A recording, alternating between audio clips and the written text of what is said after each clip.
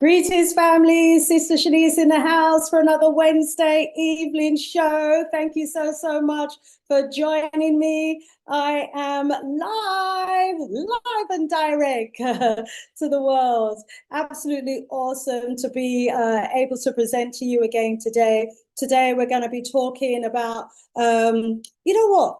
First of all, let me just let you know that this is part 3 of a series of shows that I'm running at the moment, where we're talking about our African history that's been hidden in plain sight. This is African history from the ancient world, a world that most of us don't even know anything about, because most of us, like myself, just haven't been taught anything about it in either school, college, or university. So this is a really exciting time of revelation, a time when our history is being revealed to us by our ancestors, as a result of information technology. It's absolutely awesome. Right, let me jump over to YouTube and make sure that I'm actually live on YouTube, and get the link as well so that I can be sharing it in the WhatsApp groups that I'm in. So absolutely delighted to have you on board. How have you been? I hope you're all absolutely black-tastic and that you've had a fabulous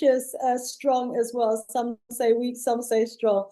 I hope it's been a great one. I hope it's been one where you've been able to work towards your goals very successfully, that you're, taking the steps that need to be taken to ensure that you're accomplishing your plans and the goals that you've set for yourself. So we are indeed live. Please do spread the word. Let everyone know that we're live, so that we can get a few people in the house very quickly so that I can get straight into the presentation.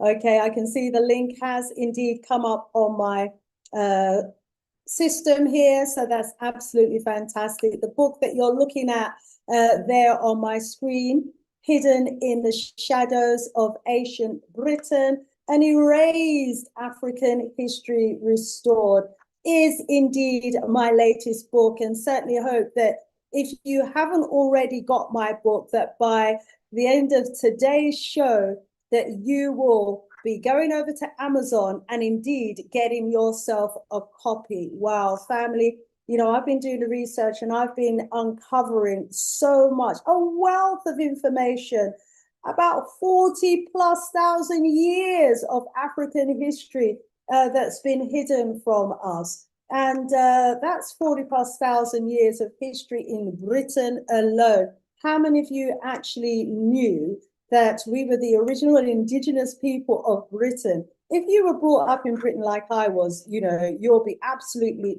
flabbergasted to hear me say something like that, because, this is information that has been very successfully hidden from us as a people for centuries, actually, since the Big Reset. Yeah, now we know what the Big Reset was all about. It was about erasing our history and putting in place a negative, demeaning narrative.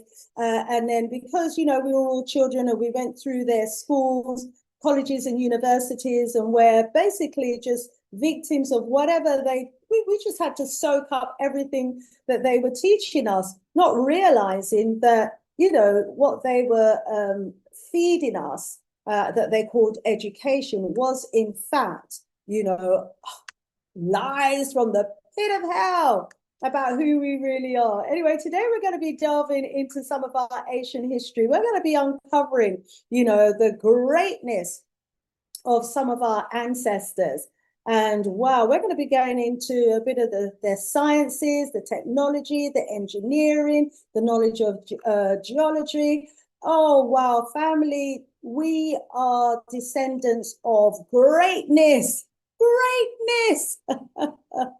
Wow. We can't even begin to fathom or imagine, the height of that greatness that we have descended from. But the good news is that we're finding out about it now, because, people like myself and many others are doing the research, and we're bringing the information to the family, because, hey, we need to know the truth.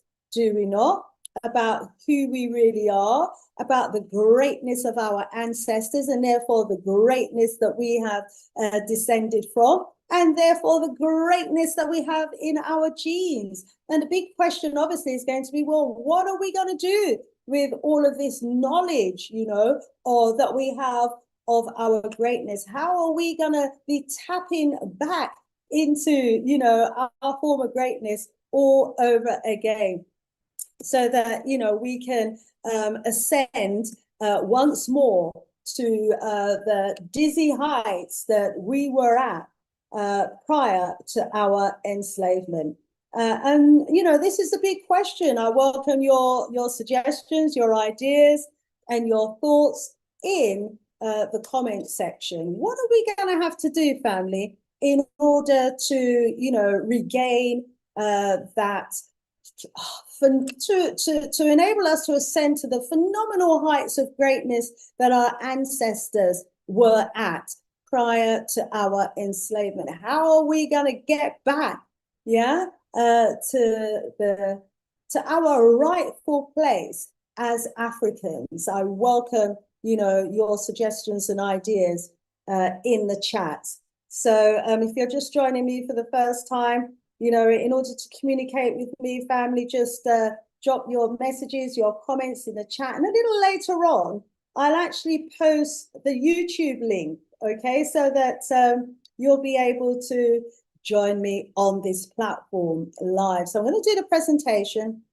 And then after the presentation, I look forward to some of you joining me live and direct on the platform. Remember, you don't have to put on your camera if you don't want to. You can just join me using the audio.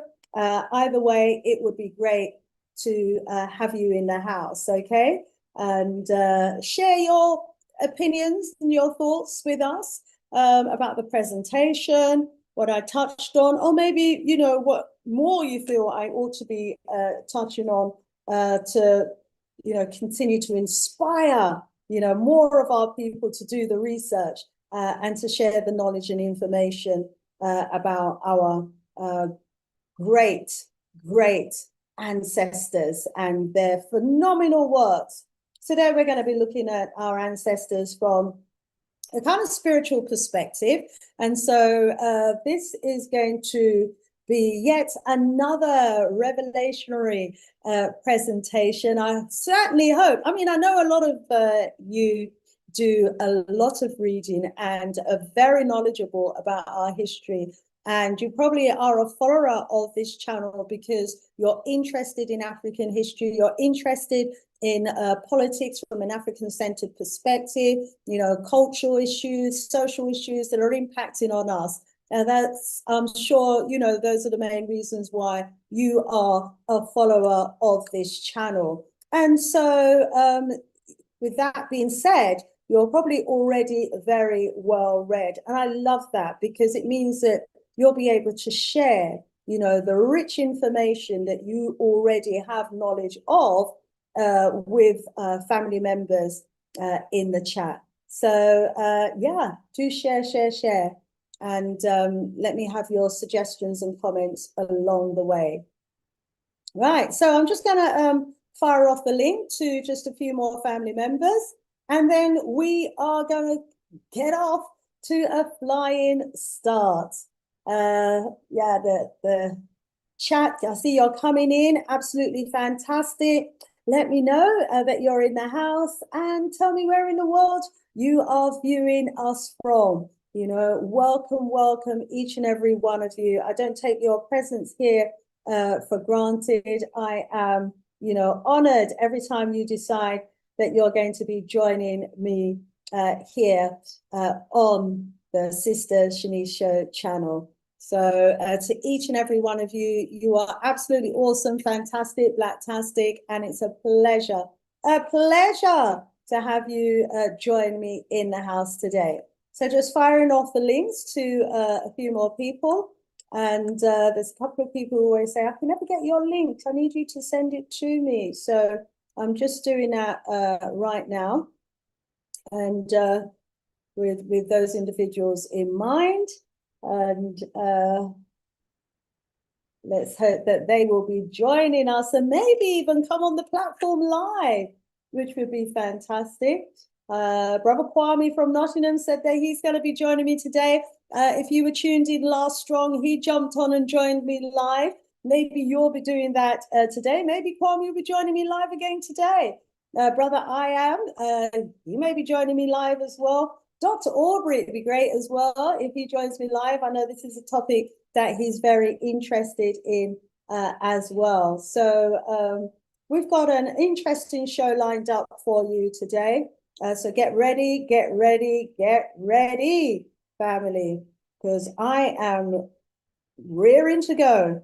We're sending out the links to a few more people, and then we are good to go. Okay, I think I've done my bit now. Hopefully no one's going to tell me that they wanted the link and they didn't get it. How do you get the link for these shows? Are you able to find it on YouTube when you go to YouTube? Or are you finding it difficult like so many others? Let me know. It'd be good for me to have an understanding of what YouTube are doing on my channel these days. Oh, they're too funny, I must say. But hey, we press on regardless. We press on regardless. Okay, family? Because the work's got to be done. You know, there's a huge job that we have to do ourselves. We can't leave it to others, can we? To do the job that we need to do and we ought to be doing for ourselves. So I want to rise up, Dora FL. Great to have you in the house. I haven't seen you for a little while. And yeah, you are first in the house, number one. Big up yourself, Dora FL. Great to have you in your house. Sister Betty, is always wonderful to have you in the house as well, saying Hotep. Hotep family, Dee's in the house. Dee, great to have you in the house as well. Sending blessings to all. Yes, wonderful. We've got Don, the soldier, in the house as well. High five. Big up. The family's coming through the door. And if you would like to comment, remember you actually need to be logged into your YouTube account or your Gmail so that you can comment in the chat. I know I get people afterwards who say, I wanted to comment, I was trying to comment, I wasn't able to do so. That's because you need to make sure that you're actually logged in to YouTube in order to be able to log on. Okay, so I'm ready to go. Family, are you ready? Let me know in the house if you're ready. And yeah, if you're watching and you're logged on, just drop me a message. Let me know that you are indeed logged on. And if I don't read out your message and you're posting messages, it's maybe because I'm not seeing the messages. I don't know why, but sometimes I don't see all the messages. So let me change the setting. All messages are visible. Yeah, I'll change it from top chat. Before it was saying top chat, now I've just changed it to live chat. Maybe that way I'll see more of the messages as well. CV is in the house saying, rise up, our powerful sister Shanice and your family. Vudum, rise up, Vudum, black cat you, beloved. Thank you so much for that. Okay, I'm ready to go. Are you ready, family? Yeah? Or do you want me to wait a little while for some more of the families coming through the house, or should they catch up because they're late? Hey, wait a sec. Okay, what I'll do, let me just remind you of the series that I'm running at the moment. I think, yeah, let me do that while I'm waiting for families to come through the door. So I'm actually running a series of shows now that's entitled Hidden in Plain Sight, Africa and the Ancient World. And I'm focusing on Africa and the ancient world at the moment because I did an interview a couple of strongs ago, and I interviewed a beautiful couple from America who had spent the last 10 years in the Gambia and were actually returning to the US because, they had grandchildren that they hadn't seen in the last 10 years, family members who they hadn't seen, and, and various reasons why they were tearing themselves away from the Gambia and returning home. And during a wonderful interview, they happened to say that they're not Africans. And it was like, what? Everybody in the audience was like, my color. And they're saying, no, I'm copper color. I'm different from the Africans. I'm not African. And then, of course, this was basically just reflective of a kind of movement that's happening in America at the moment where, there is a group of people who are saying that they are Native Americans, which they, may very well be, the native descendants of the original Native Americans, who were originally Africans. So they've got, as far as I'm concerned, the fact that they may be descendants of the natives, right? But to suggest that that means they're not Africans is like, dun, dun, dun, dun, this needs to be addressed. And it's the sort of thing, that I'm, looking at a lot in the research that I do for my book. So I'm like, okay, let me start sharing some of the research information that I'm coming across that's leading me to make the sort of conclusions that I'm making in my books so that, a wider audience, those who maybe don't get my books, can at least have the knowledge and the information so that we're not saying just because we're born in America doesn't mean that we're not African, or just because we're born in Britain doesn't mean we're not African, or just because we're born in Canada or we're born in Jamaica or we're born in Barbados doesn't mean that we're African, and we should be proudly African, all of us anyway. Who would want to be any other race other than an African? Huh? What a thing. Anyway, it was good that we had that conversation because it's basically just launched me, I feel. I used it as a launch pad to start doing these presentations because when I came into 2026, I wasn't sure about how I would be going forward. I wasn't sure what the focus was going to be on the Sister Shanice shows going forward because, as you know, I normally deal with, breaking news stories, and I have great speakers who come in and they deliver fantastic presentations and they bring the knowledge about what's going on the continent. We look at all the different countries on the continent, politically, economically, historically, we do all of that. And we've just been, over 500 videos on this channel, family. And on average, I get between 5,000 to 7,000 views every single month. So I know there's a lot of traffic and a lot of interest in the material that I'm bringing. But I thought, what do I do now? Where do I go now? I thought, okay, I'll do a survey. But I just never got around to doing a survey to ask you all what I should be doing. So when I did the interview, I thought, you know what? I need to be sharing the information that I'm uncovering and that's leading me to arrive at the conclusions that I do and why it is that I say what I say. So thank you to my beautiful, beautiful guests who had on my show a few strongs ago. I feel that conversation has actually launched me into what I need to be doing for 2026, or certainly the first part of it. So the title of the series is Hidden in Plain Sight, Africa and the Ancient World. And it's about us tracing our Asian African influence across the continent. So we've been on a journey, family. Episode 1 it was entitled Asian Africans, Indigenous to Every Continent, including the Americas.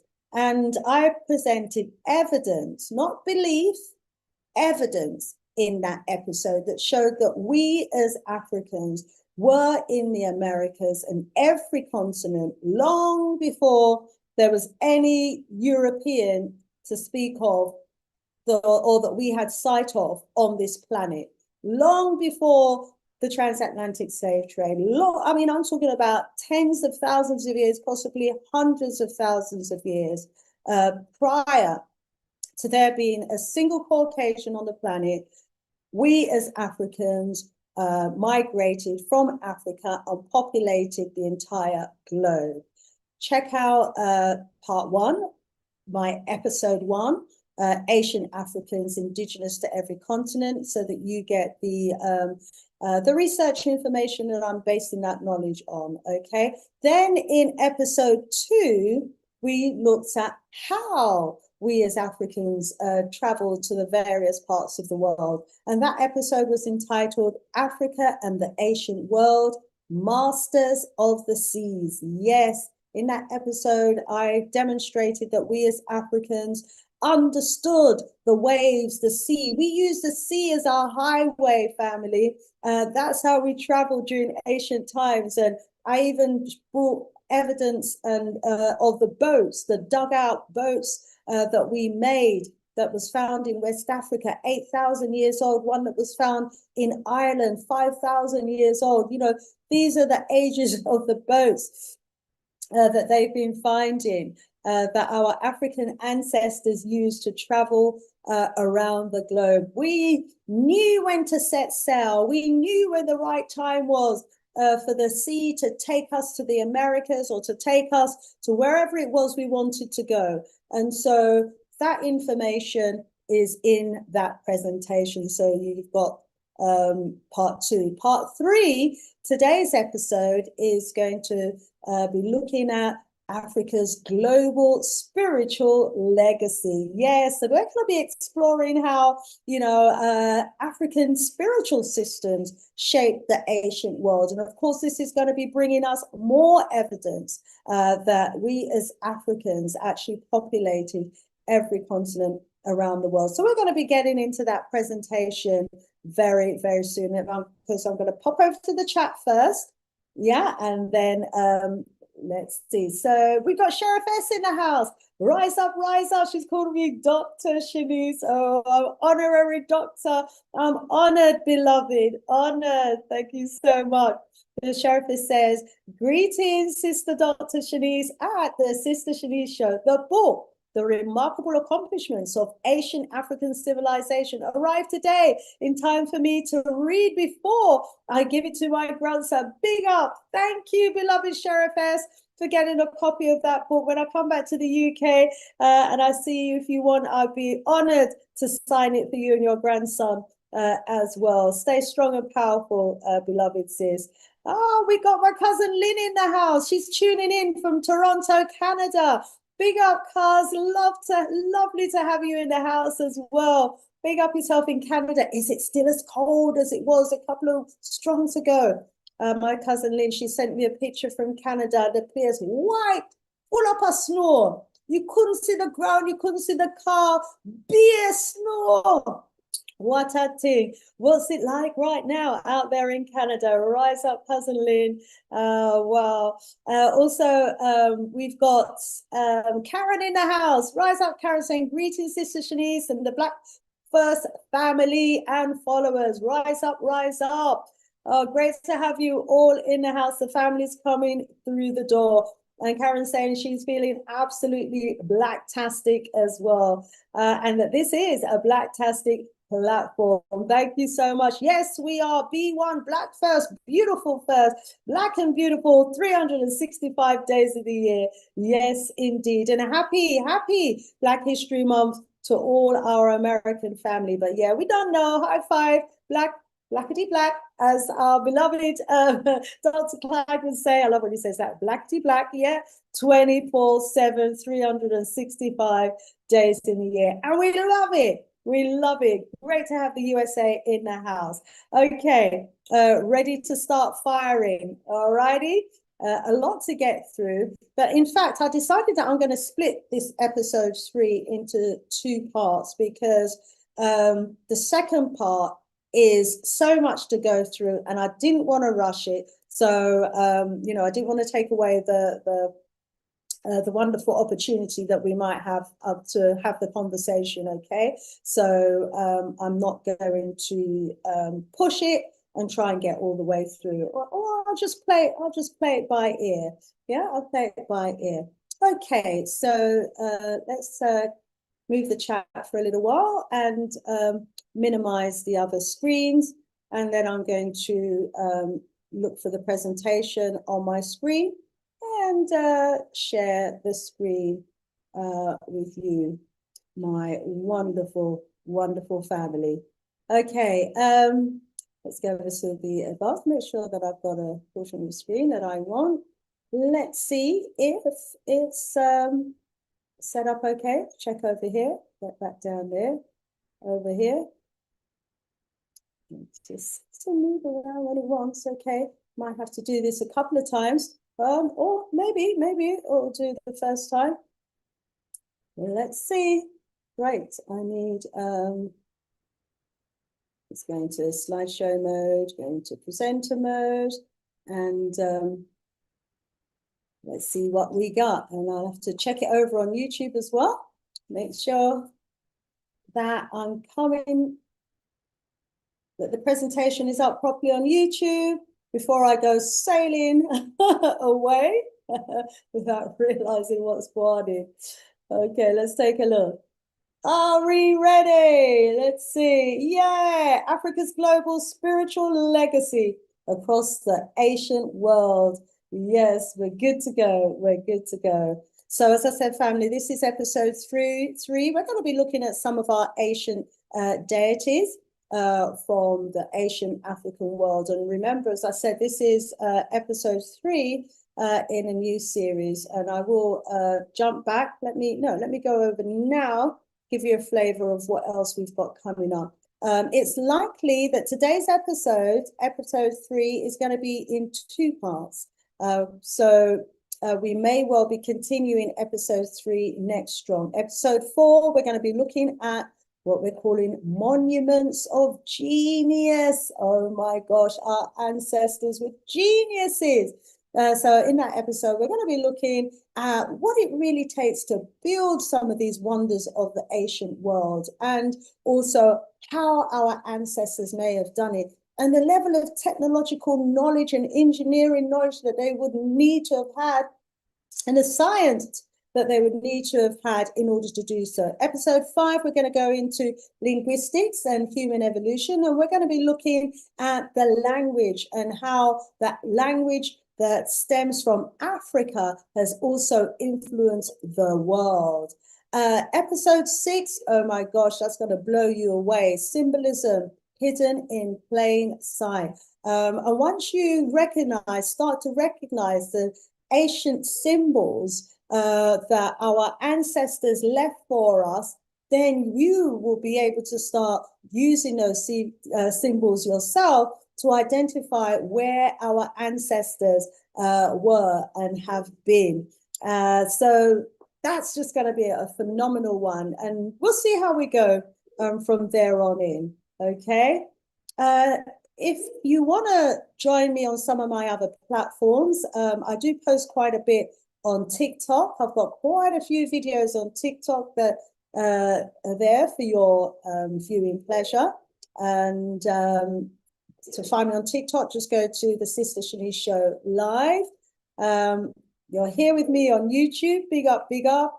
I'm also on X, although I don't really post much there. And I'm also on Facebook. I've got 2 sites on Facebook, and I do post there occasionally, not as much as I ought to. But for those of you who don't know me, you'll probably guess by now. Yes, my name is Sister Shanice, and I'm here to impart and to imprint, the spirit of greatness from our ancestors into you today. All right. And at the end of the show, I'm going to be posting the Zoom link so that you can actually join me live here on Zoom on this platform as well, should you wish to do so. Okay. So rise up, rise up. And also, very importantly, before I go dashing into my show, I want to big up my wonderful teacher and mentor, none other than Dr. Clyde Winters.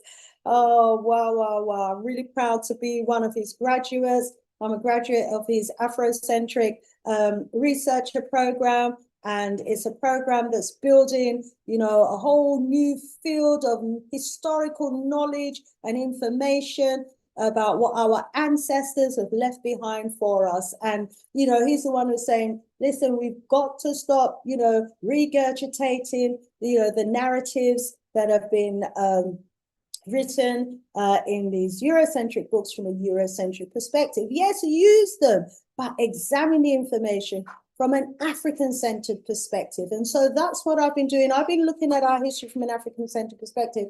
And when you start to do that, it's almost as though your ancestors start speaking to you. You know, when you start searching for your ancestors and you start uncovering, you know, their greatness, it's like, you know, you get the white and researchers in their book, and they're like, and we're confused and we don't understand and we're surprised that. And then our ancestors are just telling us, you know, filling in the gaps and sharing the knowledge with us. And so there's thousands and thousands of years, family, of hidden ancient African knowledge of our civilizations and how we did a lot of what we did. And it's for us to reclaim that knowledge. But our ancestors are only going to, I believe, divulge that knowledge and information to us when we are ready. Because right now, the way the society is structured, almost any knowledge and information that we acquire basically goes straight back to those who would want to use it to weaponize it against us. And of course, our ancestors don't want that to happen. So they've got to protect us. So they're only going to be able to give us what we can, you know, use to our benefit. And so we all need to grow this kind of Afrocentric view of things and realize that not everything needs to be divulged. When it comes to the sciences, when it comes to, you know, the technologies, you know, there are some sciences and technologies that is only meant for us because it's for our protection. But if we keep giving it over, as we do all of our inventions and our discoveries and everything else, then, you know, it's all going to be used against us. And so that's why having an Afrocentric view of things is so, so important, because when you have an Afrocentric view, it means you're putting your people first. It means, you know, you're looking at issues from and your history and the knowledge that you're uncovering from an African-centered perspective, and so you can see the harm that was done in the past. You could see who the victims really were, and you can see, you know, through the lies and through the misinformation and the covers up, and even that which was erased, you know, suddenly it starts growing like new shoots out of the ground to in a way that's bringing knowledge that you're quite surprised to find. And so yeah, this course and being a student of Dr. Winters has been phenomenal, because, you know, it's given me a very structured, disciplined format that I can use when I'm doing my research. And this is a man who's been in the research field for about half a century. Yes, half a century, over 50 years. And he's written as many books as well as his years. He's written at least 50 books. Phenomenal. And, you know, I'm tippy-toeing in his footsteps behind him. I'm on book number 6 now. So I'm author of 6 books, and my most recent one, Hidden in the Shadows of Ancient Britain, a restored an erased African history restored. And that book basically just reveals the extent to which British history, Black British history, has been hidden for us and wasn't actually taught to us. And I provide evidence. You can go to the back of the book where I've got an index, and I've also got a bibliography of all the resources that I've used. You know, it's all there, bringing evidence of our existence in Britain from our arrival about 45,000 years ago. We were the original people of England, Ireland, Scotland, Wales, and I talk about that in the book. But as you know, not only were we the original people of Britain, we were the original people and the first people of the whole of Europe, the whole of the Americas, and anywhere you go in the world. Let me just check the chat. Rise up, Sister Karen, Sister Shanice. We will always come back for the next parts. Thank you so much. And she's asking everyone to please like and share this platform. Thank you, Karen. Yes, please, please do. I put a huge amount of work into bringing the information to you, into writing these books. So please do support by Elise sharing. Thank you. She says, Dr. Clyde Winters is an awesome educator, scholar, and instructor. Ashe, ashe, ashe. Yes, indeed he is. FBA, Black First, Blackity Black. Yeah, that's Dr. Clyde for you. Absolutely brilliant. Okay, so moving along. Oh, sorry, just to mention, yes, of course, I'm the author of a number of books. Rise Up Sister Sheriff S, who's just got a copy of the remarkable accomplishments of Asian African civilizations. I tell you, Fanny, once you've got that book in your hand, there's absolutely no way anyone anywhere in the world should turn around and say to you that we as Africans have never accomplished anything in the world. Because once you've got that book and you've read it, you will know with no doubt in your mind whatsoever that we are phenomenal and that, you know, we are the originators and creators of civilization. You can reel off, you know, some of our first inventions and creations. And so that is a brilliant book for all the young people, because it's usually when they go into the upper school. In Britain, it's secondary school. I think it's the high school in America. But anyway, when they leave, you know, when they're about 12, 13, and then they go into the upper level schools, that's when the education system starts to crush our children, because that's when they start to make them feel like they are nothing, that their people have never accomplished anything and never have done, and that all we ever were was slaves. This is, you know, the rewrite of our narrative that they're giving us, and it crushes our children and our young people. And so you need to arm your children and young people with the knowledge of our greatness. So you can get all those books on Amazon, with the exception of the tribute to Marcus Messiah Garvey. That one you can get on my Gumroad site. So just go to gumroad.com, search for Sister Shanice or Shanice Lindsay, and my page will come up, and you can get a copy of my tribute book absolutely free. Yeah, and you can share that free book as well. If you want to make a donation, you can. If you don't, just put 0 and you will still get your copy. And the little book down there on the right hand corner, the brave, this is the tribute book to Queen Scotia. Okay, the brave magical journey of Queen Scotia. It's based on a true story, and it presents our beautiful young boys and young girls as princes and princesses in that storybook.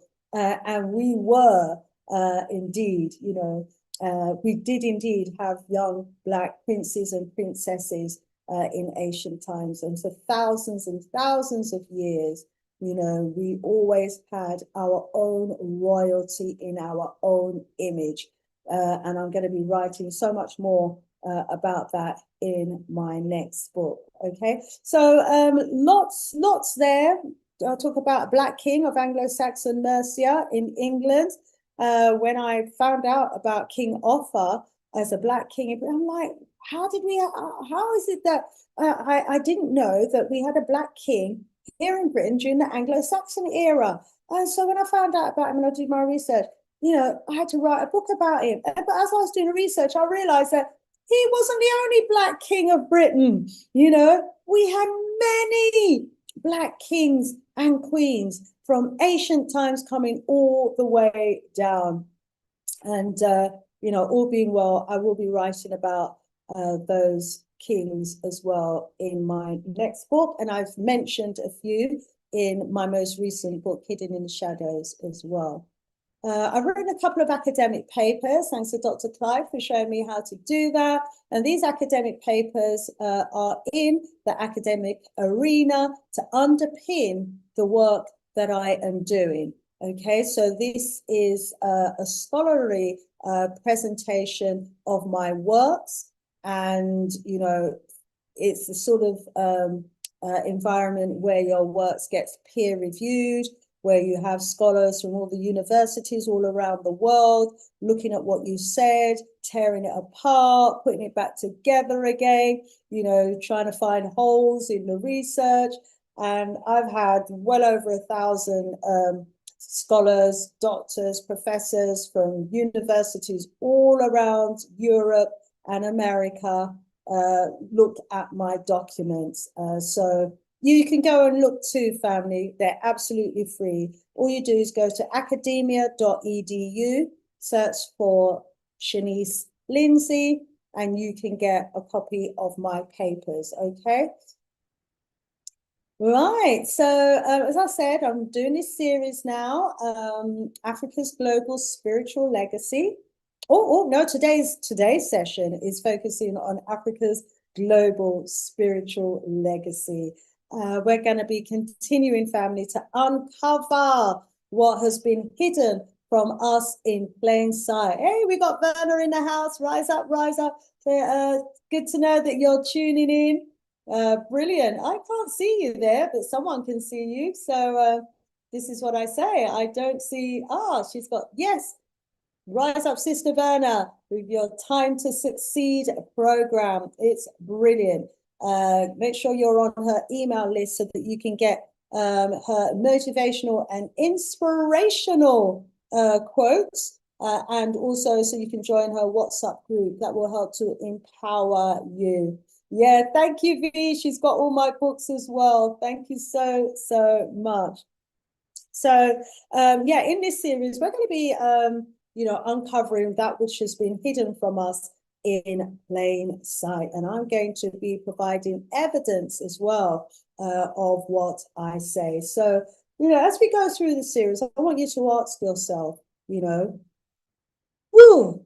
to what extent do we really know of the technology, the science, and the engineering expertise of our ancestors? To what extent have we been taught any of this? And when you consider the greatness of our ancestors, why is their role? Tell me this. What are your thoughts? Why is it that their role in ancient global history is absent from the mainstream? Why, is this marvelous technological, scientific, engineering, historical role of our ancestors hidden and absent from the mainstream history? Drop your thoughts on that in the chat, please. I want to hear what you're saying so I can get an idea of where you're at.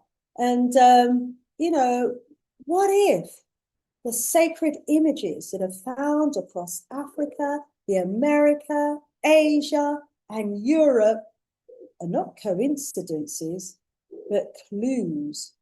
And if they are clues to our ancient past, are they not?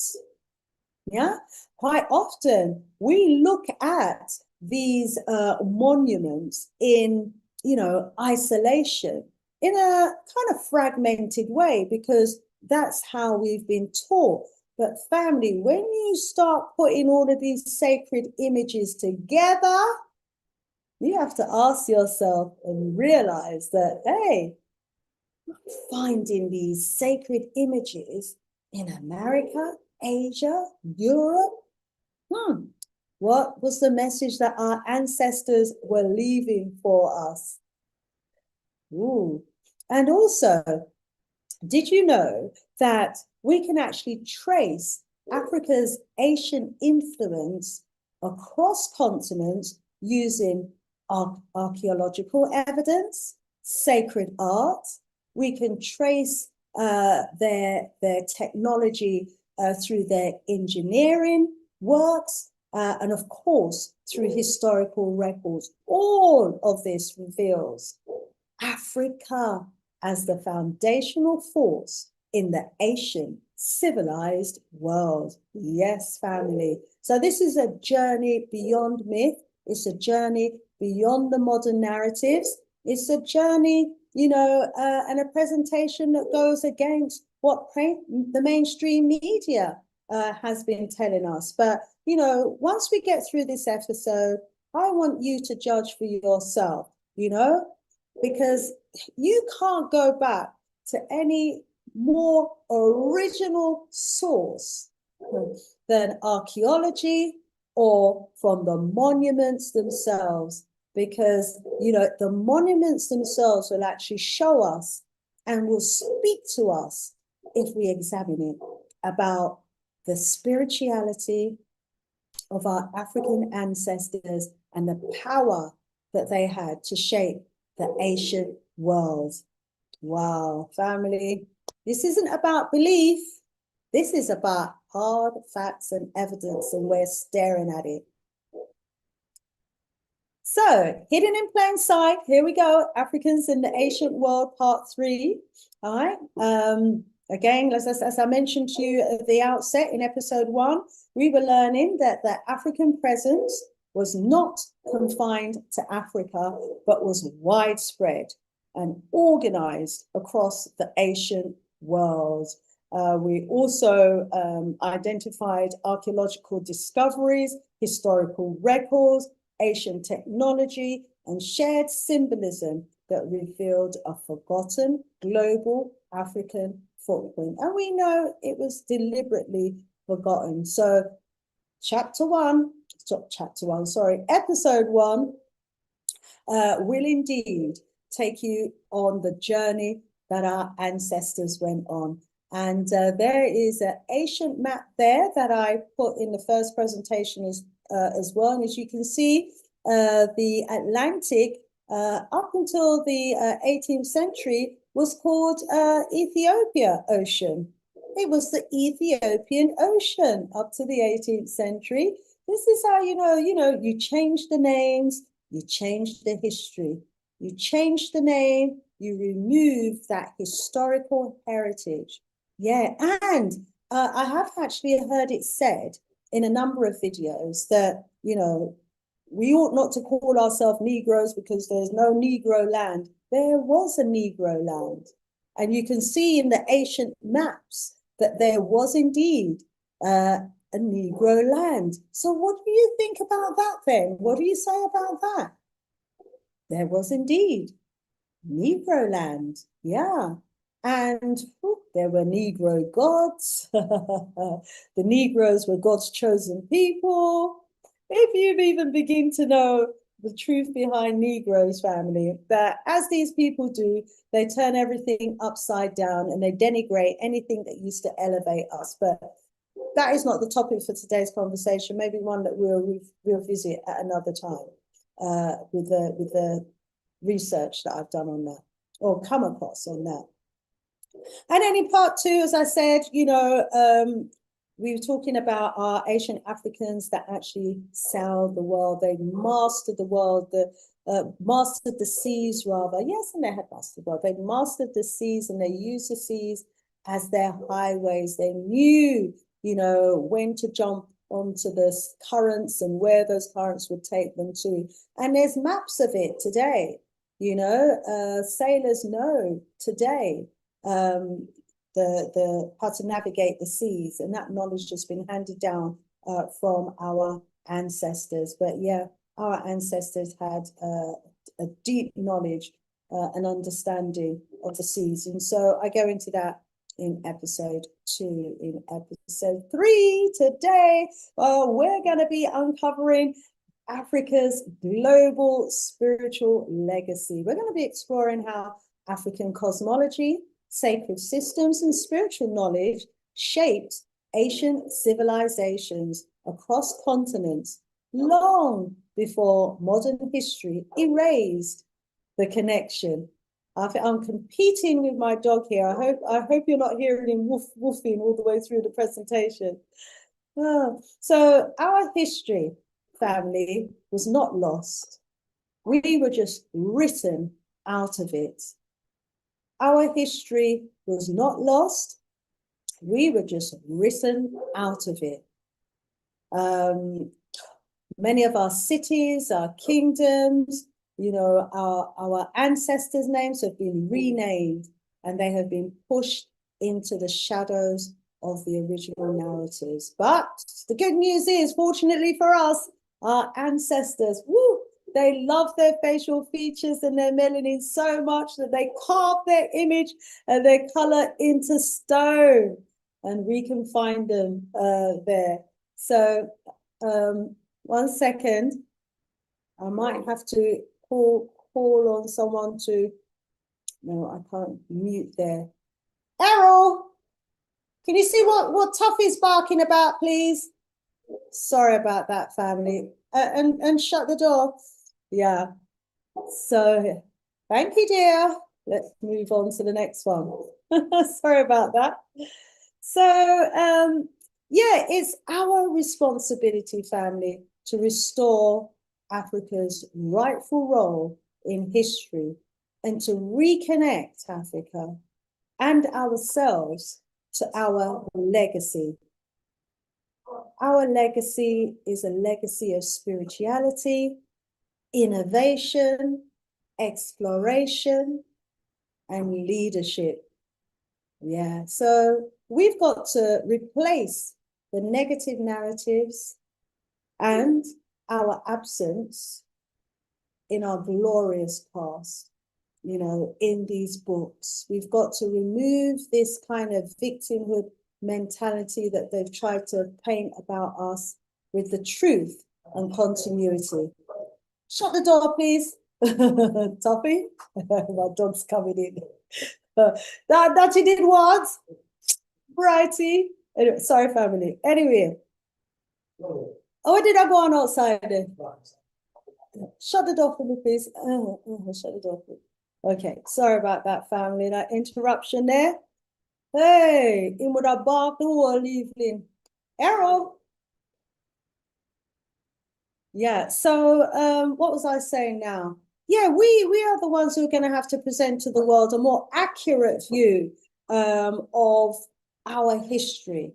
And that means that we are the ones who are going to have to acquire that knowledge and understanding of our great civilizations. We are the ones who are going to have to acquire the knowledge of our, you know, connections to the rest of the world. And very importantly, we are the ones who are going to have to be telling the true story of our history. If we want to see our history restored during our lifetime to its proper place, if we want, you know, to restore our dignity and the dignity of us as African people to the heights where we were, it absolutely must start with us telling our story, because by telling our story, it will make more of our people begin to fall in love with themselves again. And if you love yourself, you can love your people. And if you love your people, you can love your community. And if you love your community, then you will want to do whatever it takes to ensure that your community is lifted up. And that's why it's so, so important, family, that we are working towards restoring the knowledge that has been hidden from us, and that we then take up our rightful place in the human story. Look at the beautiful works of art that our ancestors have left behind, that our ancient ancestors of the ancient world actually left behind for us. For centuries, imagine, we've been taught a version of history that begins in Europe when we were in chains. We've been taught a history that has Africa just as a footnote or as a place that people came from, but where there was no history, not a place where people led. And, you know, once you begin to understand and understand your history, you know that that is a story that is far from complete, a totally incomplete story of us as Africans, because, you know, Africa was never isolated in the ancient world. Africa, the whole world was Africa. Africa was deeply connected to the whole world. And not only were we present in Africa, as you know from episode 1, but we were present across the globe, and we were instrumental in shaping early civilization itself. And that's why this series, you know, is just so important, because we've been dealing with a lot of myth. And sometimes when you start to research our history and read their books, they talk about our ancient history as mythology. And they disguise as well a lot of our really important characters and clans and tribes and nations, you know, as mythological groups or mythological individuals when they were not. They were real characters, you know, with real identities, you know. And so we are the ones now that have to uncover the evidence and tell the story for ourselves. The archaeological evidence is out there. We can get access to it now. There's the genetics are on board now, and they are, you know, taking fossils, remains from some of these skeletons, and they're uncovering a lot of new information that is important for us to know about on this journey. There's eyewitness accounts, there's linguistics, and of course there's the ancient texts as well, all of which document, you know, a lot of our history. Yes, we know that millions of our books and our scrolls have been burned, that there are some surviving fragments that we can use, that we can put together to tell our story, because where the gaps are, our ancestors, you know, will fill those gaps in for us. And the beautiful thing as well about today, whether it be the case in the future or not, I don't know, but as of today, a lot of the monuments that were built by our ancient ancestors still stand. And even though we may not know who their builders were or the names of the people that built them, those monuments still stand. They stand across Africa, they stand across the Americas, Europe, Asia, and it's a reminder to us of the ancient world that our ancestors built. And, you know, it's evidence as well of the African presence, not just as enslaved people, but as navigators, engineers, spiritual leaders, scholars, and founders. And these traces were not lost by accident, family, as we know. They were buried by conquest, buried because of envy, buried because, you know, there were those who didn't look like us, just couldn't cope with the evidence that was staring at them in the face. And, you know, what they didn't destroy, they tried to rename by colonialism. They renamed oceans, renamed land masses, renamed people, you know, gave us new images of groups of people. They completely rewrote our history. And of course, those who control the pen control the narrative. And that's why, you know, now that we're in a position, family, to pen the truth, we must do so. So in this series, we're going to continue to just be uncovering, you know, what's been hidden in plain sight. And it's not about us replacing one myth with another. We're restoring Africa to its rightful place in our human story. Because when you follow the evidence, the story of civilization doesn't begin in Europe. It begins in Africa, and it doesn't stay there either. Hey, we take it to the world. Wow, our ancestors were awesome.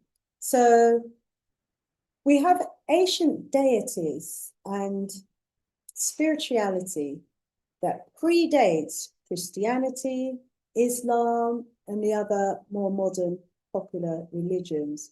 So in the slides that are going to be following today, and probably next strong as well, we're going to be looking at the images, and we're going to be talking about why these images are important to us as Africans. And, you know, I want you to share with me as well what it is we're actually looking at.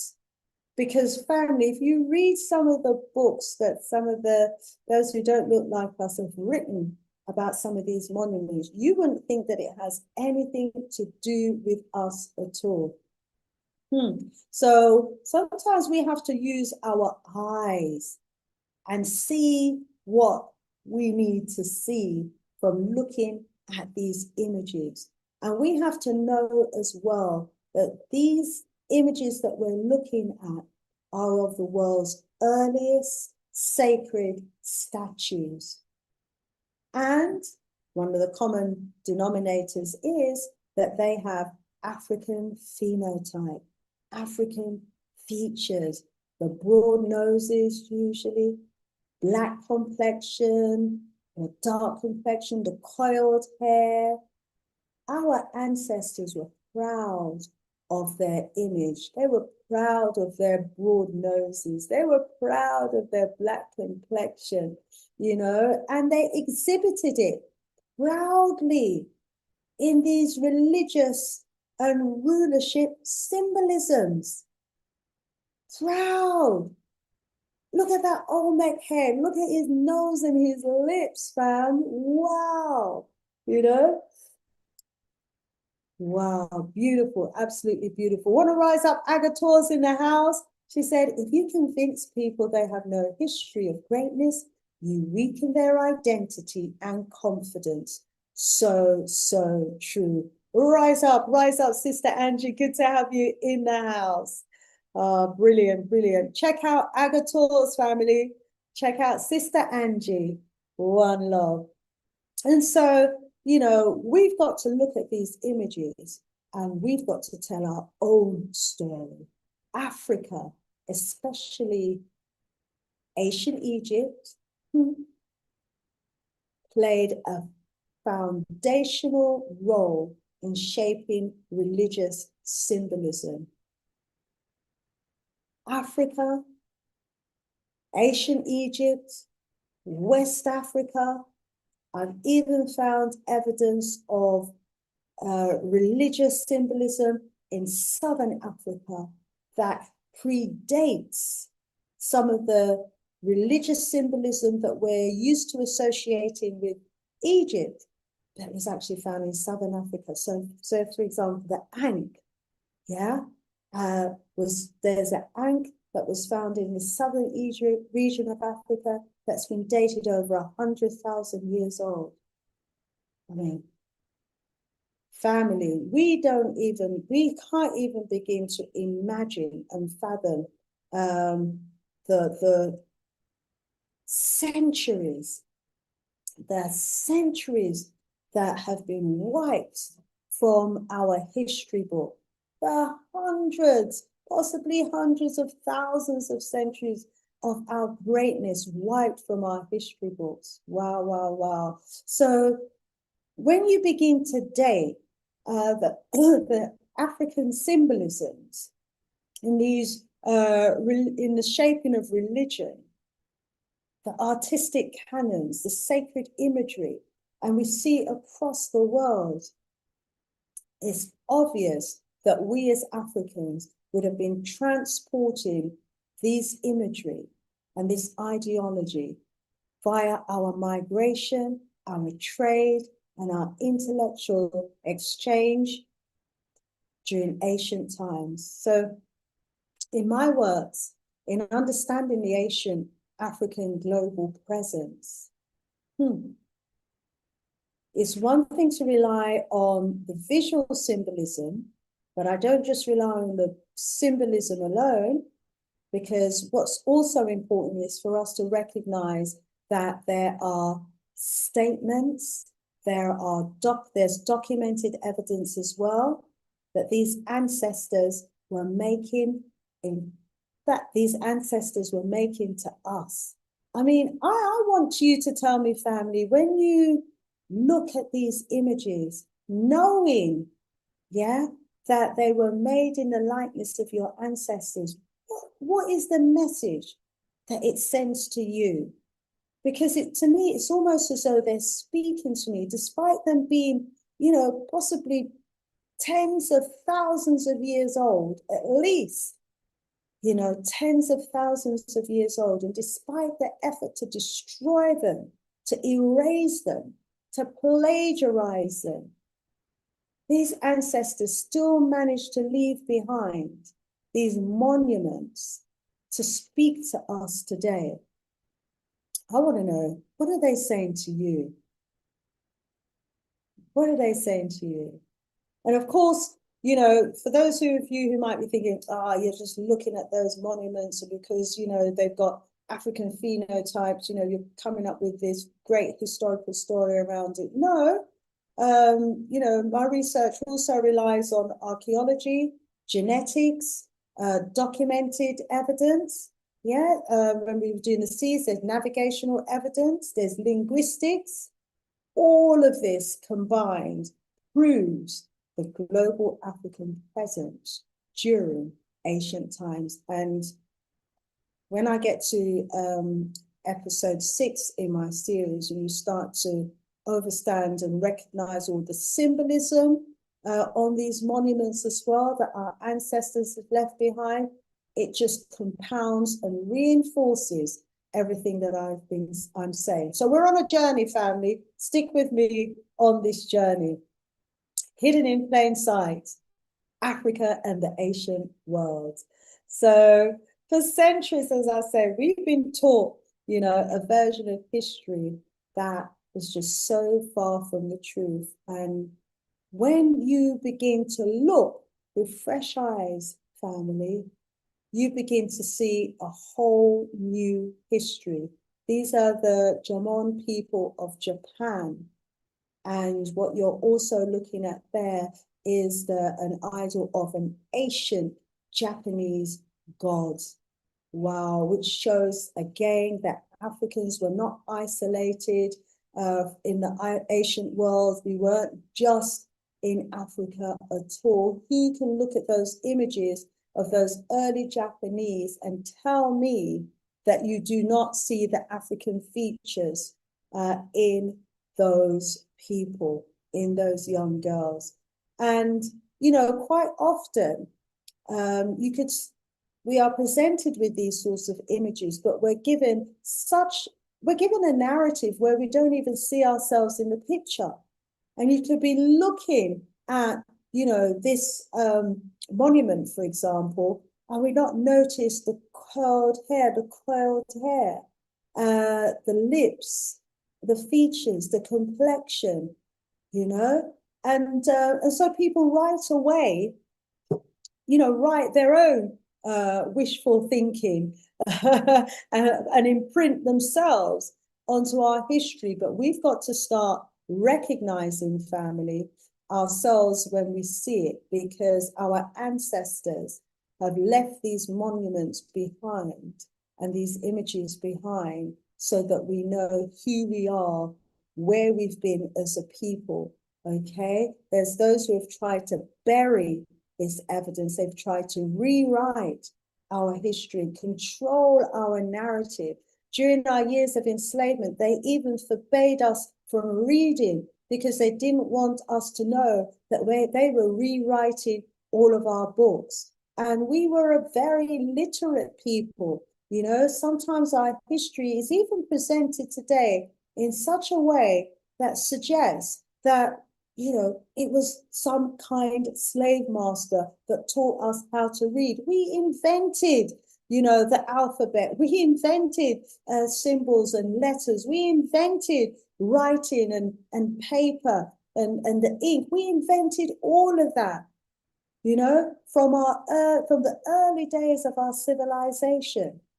And it came down with us into those awful, dreadful years of enslavement that many of us, as we know, you know, were forbidden from reading and forbidden from writing during those hundreds of years of our enslavement. And that's when they rewrote our history and suggested that civilization didn't begin in Africa, but began in Europe, when these people who claim to be the enlightened ones then came to Africa and found us and saved us from ourselves, really. As you get to see and as you get to know our true African history, family, you will realize the extent to which our wonderful history has been replaced with a history that was designed to denigrate us and to make us feel inferior and less than. Wow, wow, wow. So let's have a look at more images from the ancient world. of these ancient deities of ours. And these weren't abstract concepts either. These were images that our ancestors carved, and many of them still stand today. And these images back then in the ancient world were actually central to how societies understood life. It was central to how they understood nature, power, morality, and the cosmos. And back then, these deities actually explained natural forces such as the sun, the rain, fertility, disease, and death. In one of my future episodes, I'm going to be talking more about the cycle of life and death as our ancestors believed and documented it. Okay, it is deep. It really is deep, family. And our ancestors actually believed that to govern was critical as well, because to govern, they were governing for success.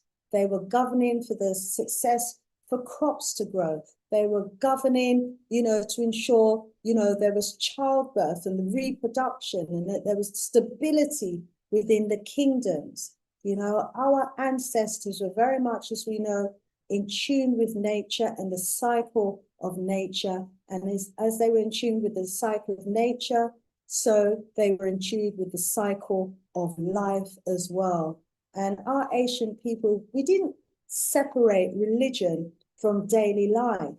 And that's why those cycles, the cycle of nature and the cycle of life, were intertwined. And we see that in some of the ancient diagrams that we'll come to in a future episode. And so the cycle of nature and life were intertwined. The kings ruled and the queens ruled, and they ruled by divine authority. They were also the lawmakers in ancient times. A few years ago, even when I visited the great kingdom of Zimbabwe, and we were learning about the story of the great king of the kingdom there at Zimbabwe. And not only was he the king, but he was the lawmaker. And as a lawmaker, he had his court. And in his court, he would hear the disputes between, citizens, and he would settle the disputes, and he would determine what the outcome was going to be. And so, in ancient times, our kings who were rulers, it was understood that they ruled by divine authority. Some of them were believed to be gods. Some of them, they had their temples, and they functioned, in the center of learning, the center of religious ceremonies. They're involved in the healing. They're also well studied and well learned. So they understood astronomy, economics, governance. These deities were also perceived to be ancestral as well. And that's why, there is another side to our belief system, the spiritual side, which is linked to our ancestors. So we believe that there's an ancestral realm as well. And even, these images, they are images, you could say, of our ancient ancestors, because, these images were created in the likeness of our ancestors. Some, to some extent, are symbolic as well, but they are ancestral. And, sometimes it's perceived that we exalt our ancestors, but, there is a whole school of teaching around that requires a separate presentation in itself, really. But, our ancestors were to be, we could hear from them. Some people felt that they could even see their ancestors, but our ancestors played an important role in our lives because they've been through the cycle of life. So, they could help us to be, more perfect beings. They lived among us, even though they were gone, they were still among us. And many of us, on the earth today who has lost loved ones, sometimes feel the presence of those loved ones. We know that they're not in this realm, but, we believe that they were in the ancestral realm. And, so that they lived among us still as a people. And so it was a beautiful concept that we had. And because of this, this is how our deities, depicted, themselves, and how we saw them in our own likeness. So family, today, our deities don't look like us, do they? But just imagine the power also of having a deity that looks like you, the statues and the icons, looking like your people, the realization of the power that you have in yourself. If you're revering and looking at these monuments, who are speaking to you in some kind of sacred way and are empowering you, it's making you realize that the power lives in yourself. And so, these monuments, as we look at them, they're actually transmitting cultural memory. They're transmitting to us, information from the past at a time when it was built and they existed. And so as they transmit to us that knowledge from the past, they're actually reinforcing our identity. They're saying to us, to some extent, this is what we look like in a physical form, even though we were revered as a deity. And, we were able to communicate to society at that time in a divinely authoritative way that made our societies and our civilizations actually function at a high level, at such a high level that we were able to create and to build constructions and monuments and temples and tombs that were astronomically aligned, that we could lift stones that weighed hundreds of tons, move them through hills and valleys. And these are tasks that people today are not able to do. But during the reign of these deities, the powers, the knowledge that our ancestors had that went into their societies, I don't know if we can really even begin to fathom it. Wow. So these deities at the time were kind of mirrors of the civilization, the people themselves, how our ancients portrayed their gods, what they understood of themselves, and just imagine, what they were able to do. I touch on that on one of the slides that is coming up quite soon, family. So I found this wonderful image that had been put together on, that was on Facebook, Kemet.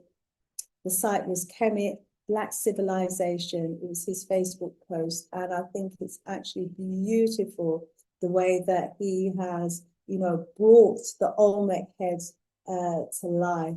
And if you want to know more about the Olmecs, the language they spoke, if you want their writings deciphered, then Dr. Clyde has actually written a book about the Olmec heads. And he has been able also to decipher some of the Olmec language as well, because he understood the Manding language, and that is incorporated into the language that they spoke. So get a copy of his book from Amazon. That's Dr. Clyde Winters. So as we're seeing, you know, there was widespread depiction of these ancient deities with their black skin, broad noses, full lips, coiled hair. And, you know, it was symbolic of who they looked like and how they depicted themselves. And not only did they depict themselves like this, I believe it was also symbolic of the way the people themselves in the society at the time depicted themselves. And it's how they organized spiritually. So they had their own theology in their civilization around that time as well. So we're talking about civilized societies that were organized spiritually, you know, very importantly, you know, these societies as well were people who, you know, upheld the rule of law. The deities were portrayed as the highest expression of beauty, of authority, of cosmic order. They were in alignment with the cosmos, you know. And so if blackness and all of these features were considered inferior, would we be seeing, you know, the ancient African gods with these phenotypes? Wow, wow, wow. We can see here that gods, you know, were made to look like the people who worship them. And we can learn from that today, can we not? And it strongly suggests here that it was highly melanated people who occupied the region where those heads were found. And where were they found? They were found in the Americas, in North America, in Mexico, to be precise.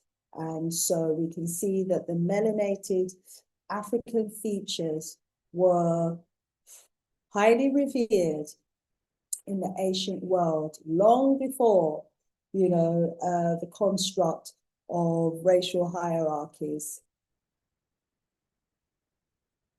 Beautiful, doesn't that look beautiful, that reconstruction? And we also have the African civilization of the Nile Valley region, which most of us are more familiar with, because many of our greats have done so much research in this area. And it was home to some of the world's earliest and most complex societies. And these populations were also very highly melanated Africans, despite, you know, the images that they're trying to portray to us today. You know, these highly melanated Africans had their own gods that were modeled in their own image as well. I dropped that chair in there because I came across that in a piece of research that I was doing once, and that was found in King Tut's tomb. And that's just one piece. And look at the beautiful artistic work of that golden chair. We're talking about a chair that's thousands of years old, family. Look at the beautiful artistic creativity that's gone into the making and the designing of that chair. Our ancestors were mining gold, and look at what they were making and creating with that gold. They weren't just having it in gold bullions and locked up in some vault somewhere. They were making these wonderful artistic pieces with it. And there you've got Anubis, the Egyptian god, in the first image in his tomb, with all of these wonderful golden artifacts that our ancestors and artisans made during that time. Usually you don't come across these images, family, because they will take out, you know, the big image, say, of Anubis and put him on display. And then they might put one or two little trinkets of gold, but you don't really get to see the treasures that they find in these tombs. And there's so much that we can learn from the treasures of our ancestors, family. That's why they hide it from us. In African cosmology, divinity was not separate from humanity. The sacred and sacredity of the expression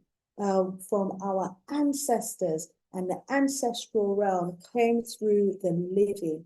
And so you had the living who were, during that time, some of them worshipped as gods. Yeah, but they were also in the image of the people who worshipped them. So again, in North Africa, you had African civilizations there that were influenced, and we took those influences and seeded them, you know, as we migrated to other parts of the world. You know, we took our knowledge with us wherever we went, because you can see the similarity as well in the spiritual frameworks everywhere that we went. All these later cultures often, you know, inherited the same African religious concepts. And if we come all the way up to modern times as well, if you're familiar with the African concepts, the Egyptian concepts of spirituality, of God, and all of their stories, the 42 laws of Mahat, etc., you will see that we have very similar stories and incorporated very similar stories thousands of years later in the Bible. And many of the biblical characters, you can find them among the ancient characters back in the days as well. Because remember, when we're talking about ancient civilization, we're talking about civilization that go back to the Stone Age era. Stone Age era. When we're talking about, you know, people in the Bible, we're talking about a Bible that goes back to maybe 6,000 years at one time. When because I grew up in the church, it was said that the world began 6,000 years ago, and Adam and Eve lived 6,000 years ago. And here I am researching our history and finding hundreds of thousands of years of history. Hundreds of thousands of years of history. So non-melanated people may have arrived, they claim, 6,000 years ago, although the evidence suggests that they are more recent than that. But we as Africans have certainly been around a long, long time. And a lot of our ancient African cultures has been reinterpreted, recolored, and colonized, and are in the books today that many of us are reading. But this is what happens with conquest and colonization. You know, your culture gets taken over, gets plagiarized, and the conquerors get the credit for the cities that you built, the towns that you built, you know, for everything that you've created. They take it as their own. But fortunately, our ancestors, you know, they carved their images into stone, and made sure as well that many of these images even had their complexion. So in essence, you know, these depictions are telling us and telling the world we are sacred, that we belong, that we existed, and that we were divinely revered in ancient times. And so there's a spiritual legitimacy that we have as Africans that go back to ancient times when our deities looked like us, looks like the people who worship them, and, you know, the people who lived among them as well. So these weren't people from distant lands that came in, you know, and that we were worshipping as we do today. These weren't foreign, distant, godlike images. They were created and carved in our own image as a people. And this made spirituality immediate. It made spirituality accessible, you know, because it was rooted in everyday life as well. Remember, those that governed, you know, were responsible for ensuring that the citizens had food. So it was critical that they understood the seasons, they understood the waterways, you know, the technology that our ancestors had back in those days. culturally as well. Obviously, you had the gods that were declaring to the people that, you know, we are all one people. This is our land. This is our culture. We are sacred as a people. We're positioned in society, in the center of the cosmos, because, you know, they understood the order of things, and they understood that we are part of the order of things as well. And even those rulers who were revered, they understood, you know, that they had a divine responsibility. Their rulership position wasn't one like it is today, where we have rulers who want to exploit, who want to, you know, take advantage of the position that they're in. You know, we can see from the calmness of the early societies compared to today that there was a divine order in the way that the societies were run, and that there was a large degree of social cohesion as well, because for our ancestors to accomplish what they did during those Stone Age era, there would have had to have been, you know, thousands of years of peace and calm and social cohesion, because some of these works, these magnificent feats, would have taken generations to complete. And so, you know, we were empowered as well as a people to see, can you imagine seeing monuments, huge megalithic monuments like this, carved in your likeness, you know, and in your features? How empowering must that have been, you know, to see yourself as a reflection of divinity and self-worth, not like today where, you know, we're not seeing ourselves reflected in divinity. We're not seeing ourselves in a world today where we can rely on, you know, a divinity that looks like us. You know, as Africans, we have been indoctrinated into modern religions that have imposed on us deities that don't look like us. So how can we rely on ourselves, you know, and have any confidence in ourselves, really? And this is has been deliberately done. When we look back, family, when we look back at those ancient gods during those times, not for us to look at it as a belief system that we're going to go in today, but if we look at it and understand and recognize the importance, you know, that was associated back then with the images of those godly figures, yeah, then we will be empowered, because we will realize that there is that ancestral continuity. We are the descendants of those very same great ones, you know, that were exalted back then. You know, the deities that were exalted back then looked like us in human form. We are descendants, we are part of that lineage.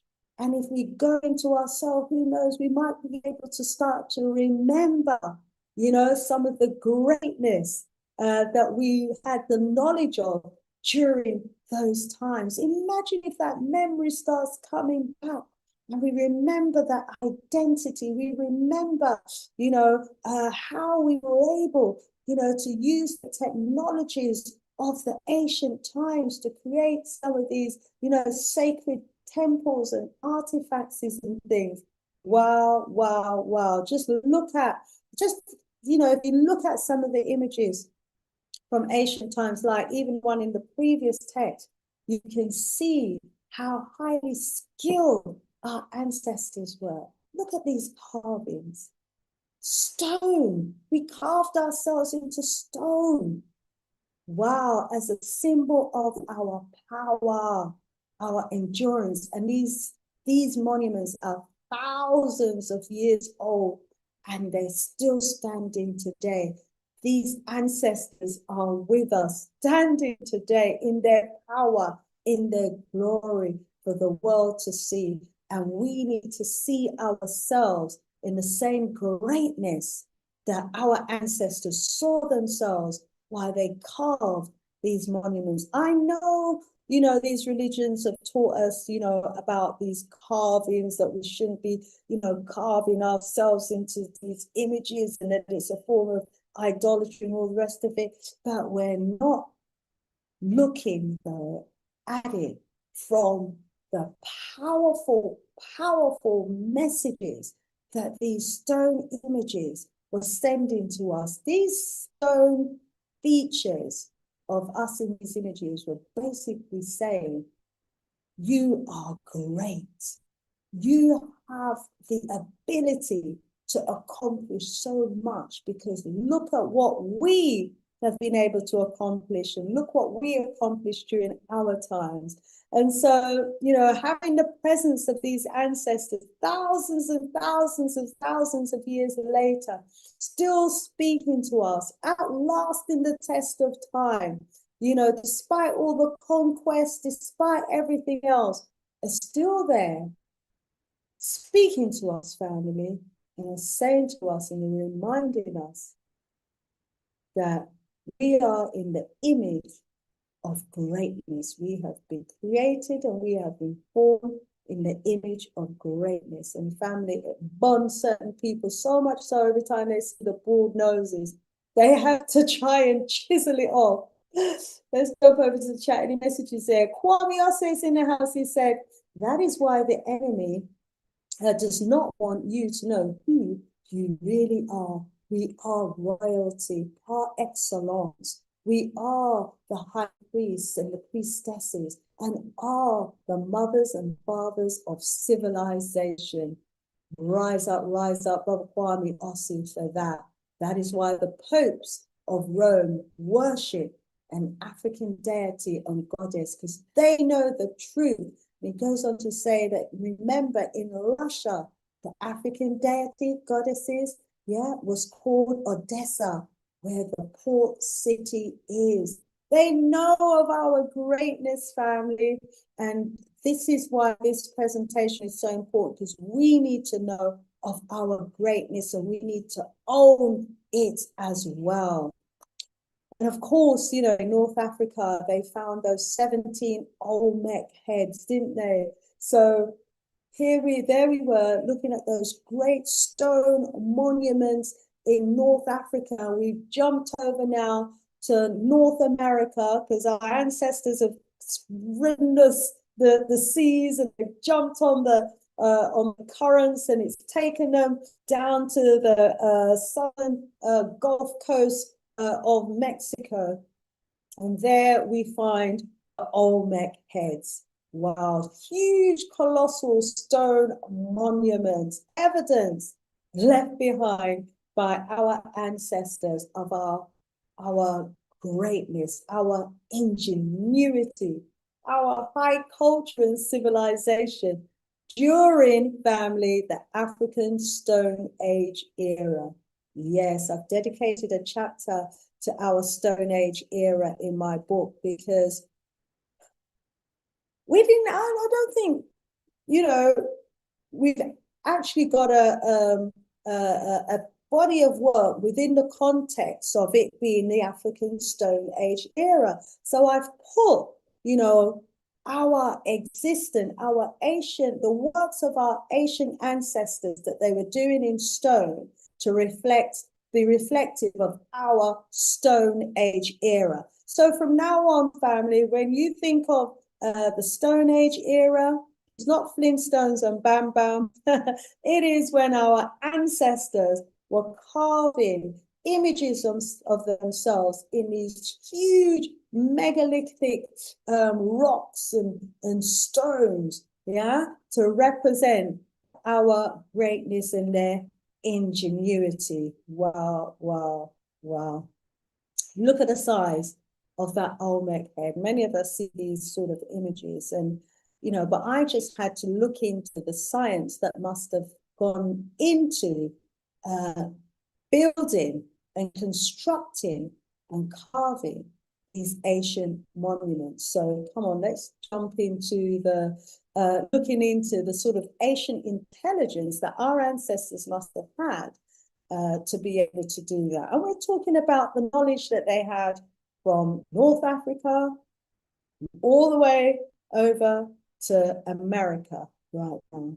Okay, so these are, you know, the same monument builders or the same people, I would argue, with the same abilities, yeah, to be able to carve colossal monuments out of stone. Wow. Here is a huge stone head, and it's going to reveal really just how sophisticated the body of knowledge was that our ancestors had during their ancient world times, and the technical skills that must have existed among those ancient creators. So first, the selection of the material alone demonstrates that our ancestors had an advanced geological understanding, because these heads, they were carved from dense basalt, and this basalt was often quarried, hear this, many kilometers away, requiring knowledge of stone properties, fracture control, and durability. So imagine, yeah, you are quarrying kilometers away from where you are making and building the monuments, and you've got to get that monument from wherever the quarry is to where the construction is going to take place. So transportation of these massive blocks, yeah, would have been a major feat. And remember, some of these huge basalt rocks would have weighed about 40 tons. How do you move 40-ton rock during ancient times? So this points to exceptional engineering and logistical planning, because if you haven't got the right tools, how are you going to get 40-ton rocks from the quarry to where the builders are going to be doing the building and the construction? How are you going to get it over highways, over hills, over valleys? Wow, our ancestors have worked all of that out. And they must have had the relevant tools. They must have had wheeled vehicles. They must have maybe been able to use the waterways, you know, but the timing and the whole logistical planning and the systems that they must have had in place to do this, all of that implies a huge amount of social organization, leadership, mathematical planning for something like that, to even get the materials from A to B. Then, of course, artistically, you need your sculptures. And these sculptures obviously possess a deep understanding of the human anatomy, the proportion, the three-dimensional form, the facial features, as we can see, are all deliberate, yeah, individualized. They probably, you know, are an expression of the person that they were doing the portrait of, you know, so it's not no abstract kind of portrait that they were doing.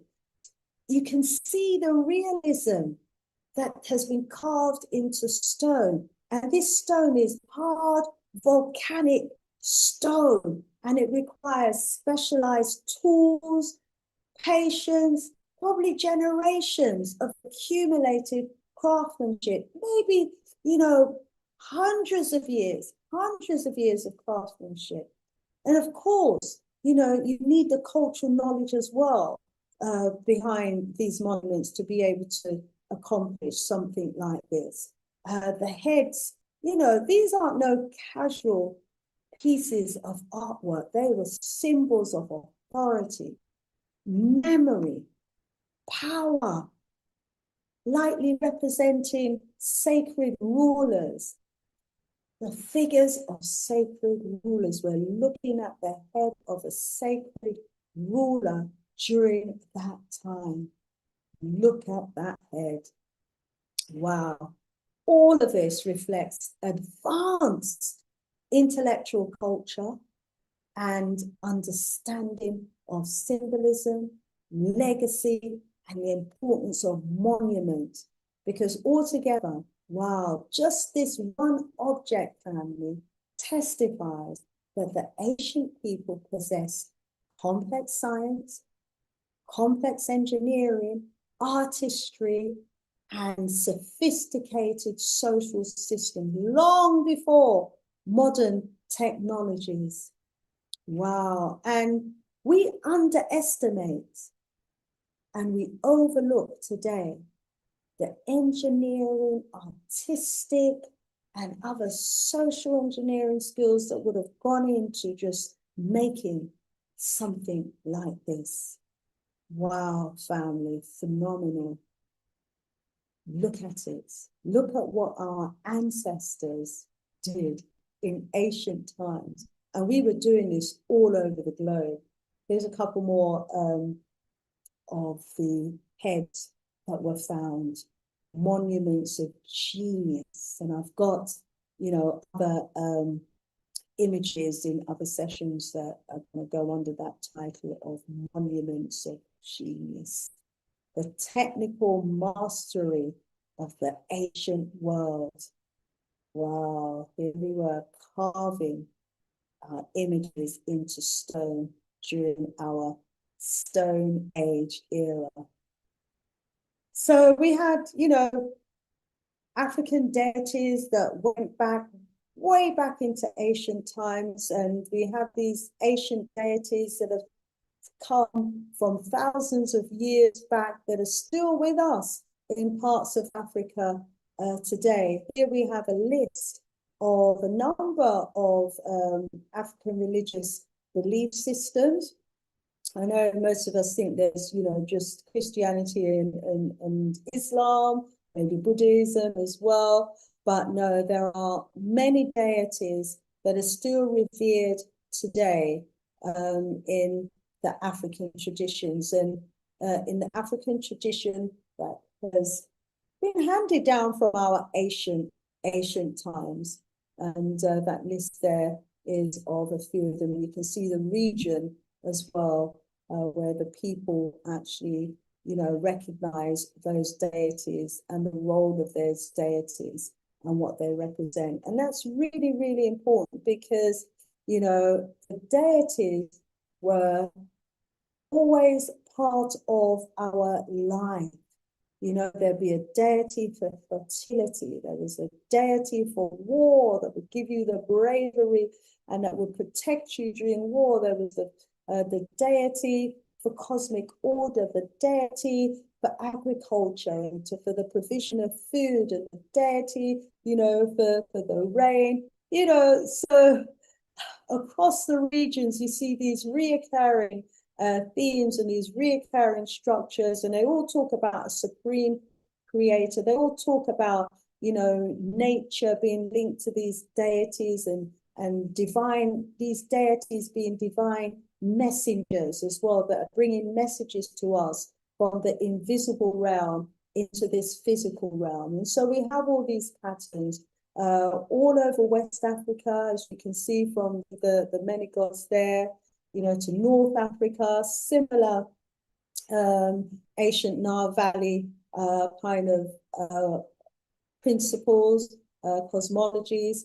And so we can see that this represents a continuity among us as Africans, as having spiritual systems that were not fragmented, but very much part of our tradition, very much part of our culture, part of our knowledge framework, part of who we were, and therefore who we are, and a side of us, a spiritual side of us that has always from ancient time been preserved through these teachings, these spiritual teachings, ritual practices, ceremonies, and symbolisms that go back thousands and thousands of years.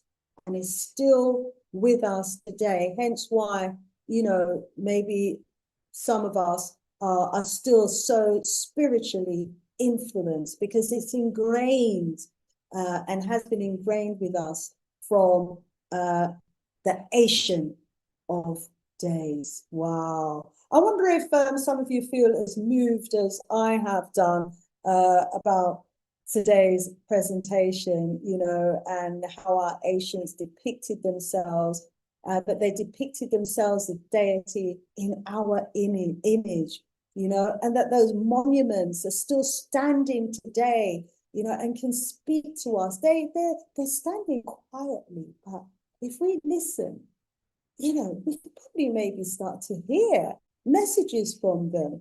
Maybe they're trying to silently communicate with us. Maybe they're speaking volumes without actually saying anything. Because to me, you know, they certainly were speaking volumes, you know, about how sophisticated our societies must have been at those times, and how, you know, we must have been able to work together in order to accomplish those the building and constructions of those sacred stones.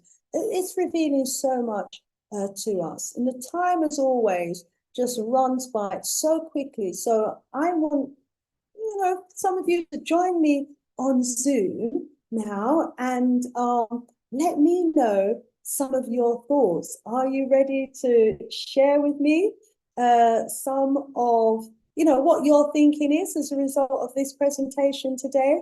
Let me grab the link. Let's see, no, that's it there.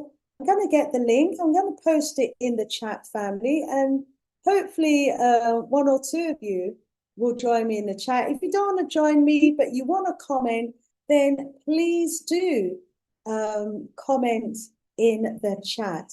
Let me minimize the presentation so that I can see where you are in the chat on YouTube.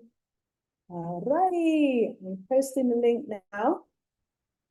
And yes, please do jump on and join me. It'll be a pleasure to have you in the house. You should be able to just click that link and join me.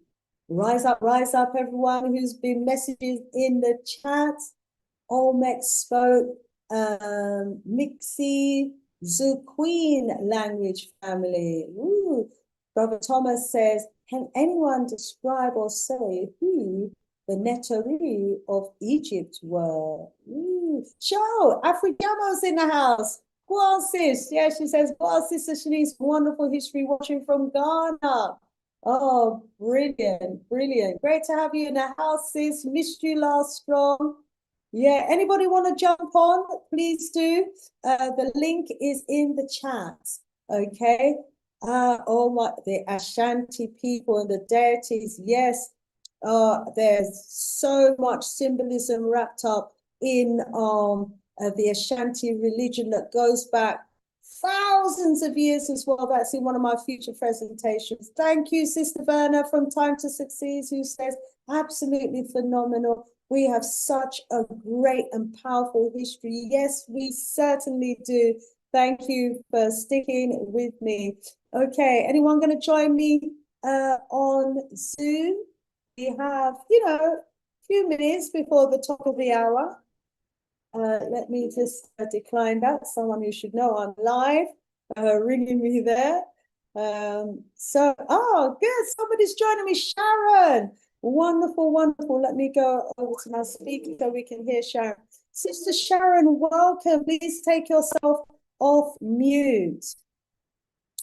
Welcome to the Sister Shanice Show platform. Take yourself off mute, Sister Sharon. Good to have you in the house. Greetings. Good to see you. Welcome, welcome, sis. Please introduce yourself to me, the audience. I thought I had. Can you hear? Yes, I'm hearing you now. Oh, right. Yeah, thank you. Thank you for joining us. Did you watch the presentation in its entirety? Yeah, I was watching it, so I thought, let me carry on watching the rest of it. Thank you. So what are your thoughts? What came to mind, as you was watching the presentation? Um, for me, uh, I think you're cutting in and out. I'm not hearing our sister Sharon. uh, right, Sharon, you're cutting in and out. Yeah, please try again. yeah. I found all of it very interesting. I mean, I know most of it anyway through years of being oh, sorry. I'm aware of a lot of it because I was, oh, you're not hearing me. I'm Um, hearing you now. I think there's a bit of a delay. So yeah, just carry on, please. right,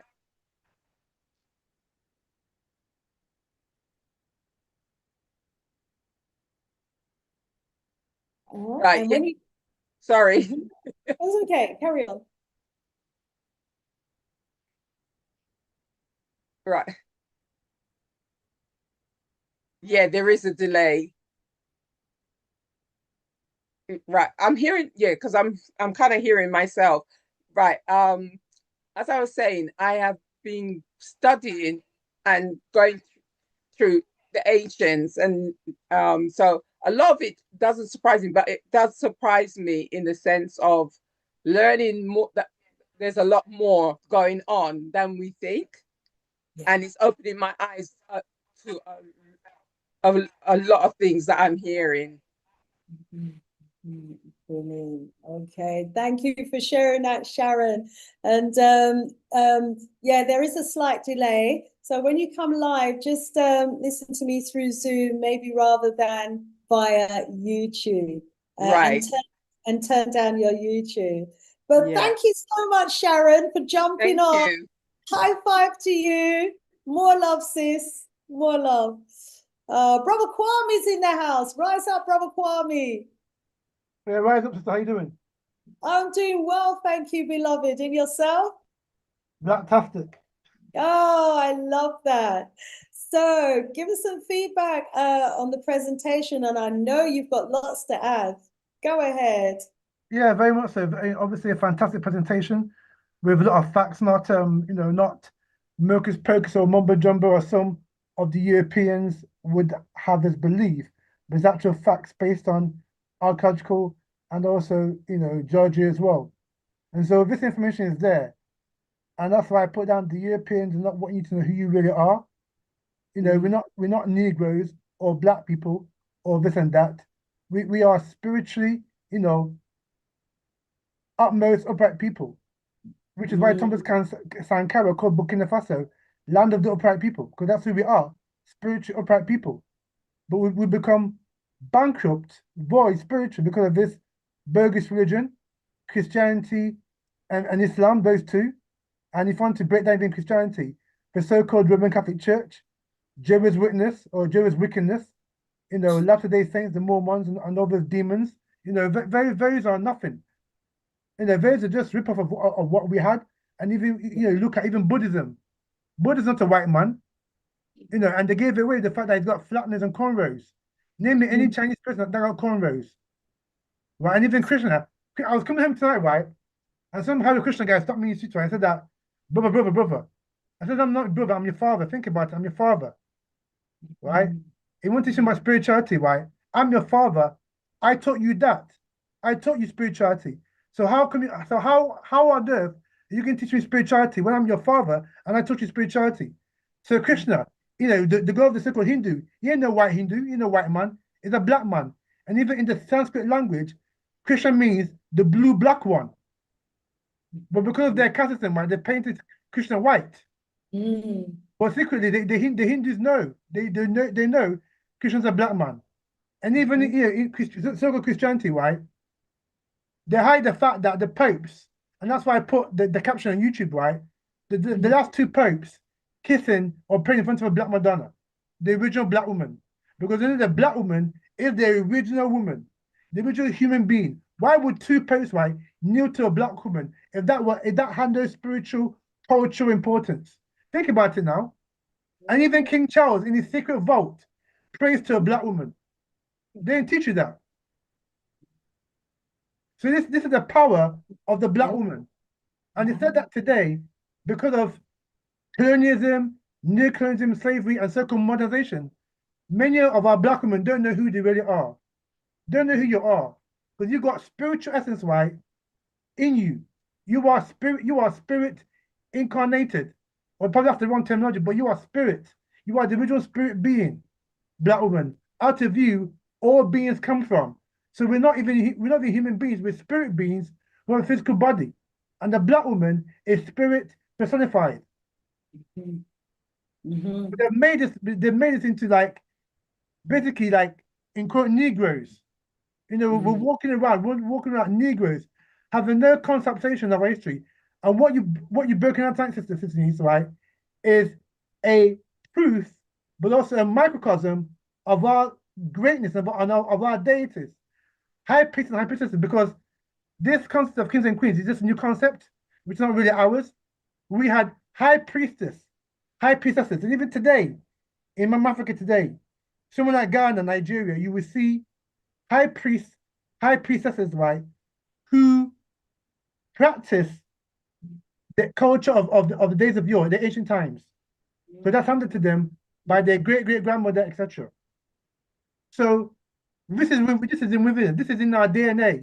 Yes, What we got to do, all we have to do is sankofa, go back and retrieve what was lost, and then put it into our being. Yeah. That's all I've got to say. But all we find in Europe, right? We do history, right? All throughout Europe and Asia, right?